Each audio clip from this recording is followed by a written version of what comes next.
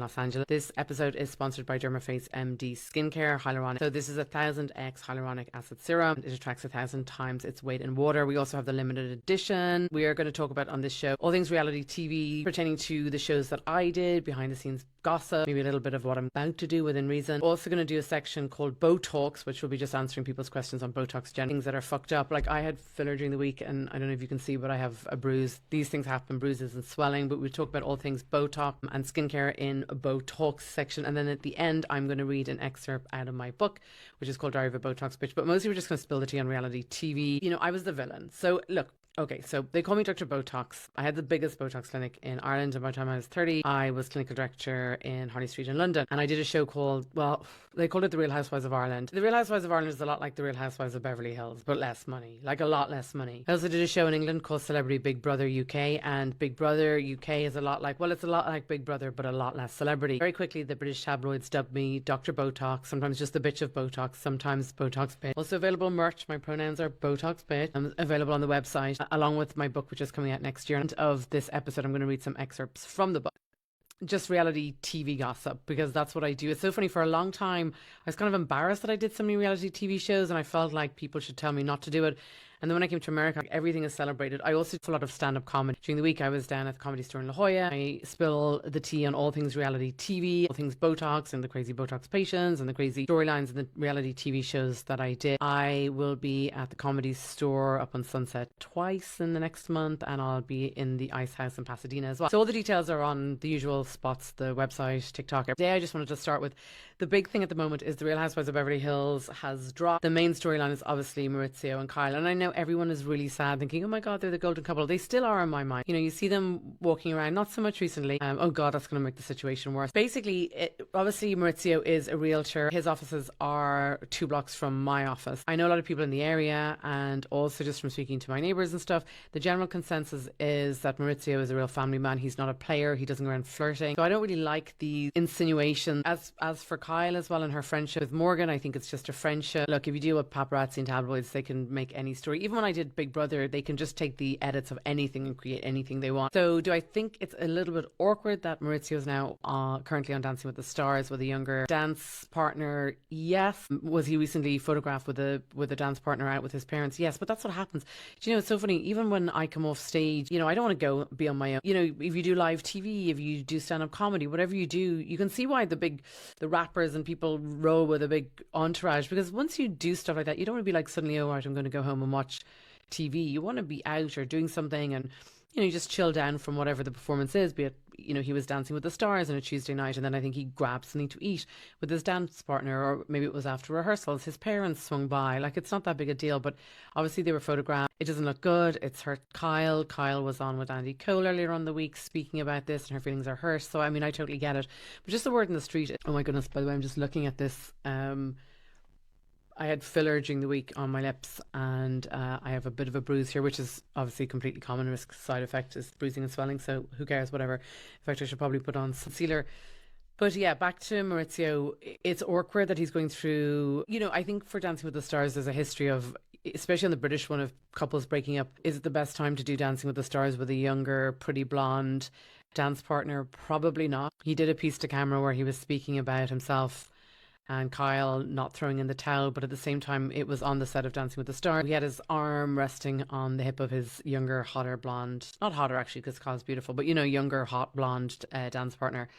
Not great. Things are completely taken out of context all the time with anything to do with this. So anything to do with the reality TV. From speaking to my neighbours and other realtors, you know, for 20 years, 27 years, Maurizio is a dote of a man, not flirty, not one of those. Because you know very quickly in LA, I can tell you, you know very quickly who's trouble, who's messy, who's not messy. I think just pertaining to Kyle and Maurizio, it would be wise to let it play out. Like I said, I don't think it's great. I don't think it's great that Maurizio is dancing with a younger, very pretty blonde partner and Dancing with the Stars at the moment.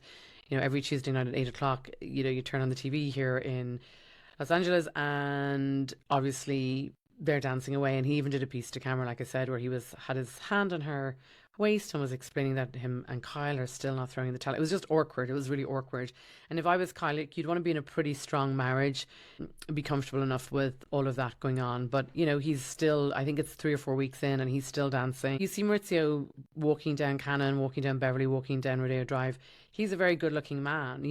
All the women in Beverly Hills will always say he's a very good looking man.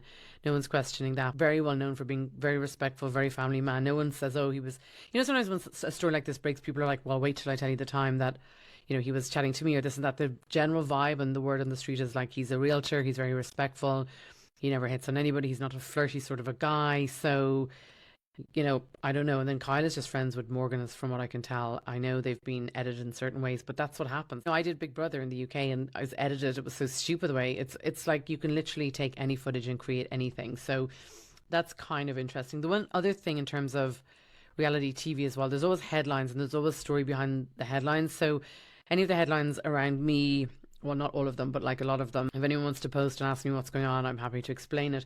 There is one thing that I'm confused about. I don't know. So here's the thing. When I did The Real Housewives of Ireland, I'm just looking it up now. When I did The Real Housewives of Ireland, or Dublin Wives, Housewives of Southside, or whatever the fuck they're calling it this week. But when I was last taping for that, I think that there was a whole load of rumours and a lot of storylines. Sorry, not storylines, but there was a lot of newspapers about the fact that one of the girls on the show with me, a girl called Virginia McCarry, obviously I call her Vagina Macaroni or Flip the Burger. She was heiress, or I don't know what the newspapers dubbed her, heiress, dynasty heiress to like the Irish version of Denny's or IHOP. I mean, please, they had like 2 corner chip shops. Let's fucking relax now. When I was filming last with her, and again, just also congratulations to her because she recently got engaged. Also, I'd like to refute the comments that suggested that I snubbed her bikini line, because that's not true. She has a bikini line called Miss V, and I wore Miss V bikinis on the beach all summer in Quinta do Lago in Portugal and all summer in Malibu. So that's not true. I love her bikinis. They're amazing. I'm not up to date, so you guys might have to help me, but this is because I've been in the US for quite a while. I was stuck here even during the pandemic. So I'm just reading Barry Egan, and this is from back in 2015. Barry Egan is a very well respected journalist in Ireland. He writes for the Irish Independent newspaper, the Independent Group, which is akin to the New York Times. I mean, a very, very reputable news source. And Barry Egan is an excellent news source. So he had written about the fact, the headline was, "No, I'm not in jail. Husband of Virginia McCarry following conviction for fraud." I don't think he was ever the husband, just to be honest with you. I think he was the baby daddy. But it says, "No, I'm not in jail. The situation is a lot more complex than has been portrayed in Irish media." Socialite Virginia McCarry's beau tells Barry Egan from their beachfront pad in Marbella. You know what they say about Marbella, a sunny place for shady people, but whatever, who am I to comment? So it says, despite being convicted of 17 counts of loan fraud totted up to 4.1 million in a court in Oslo less than 2 weeks ago, Castdal, or Thor Castdal, remains remarkably cheery and chipper even.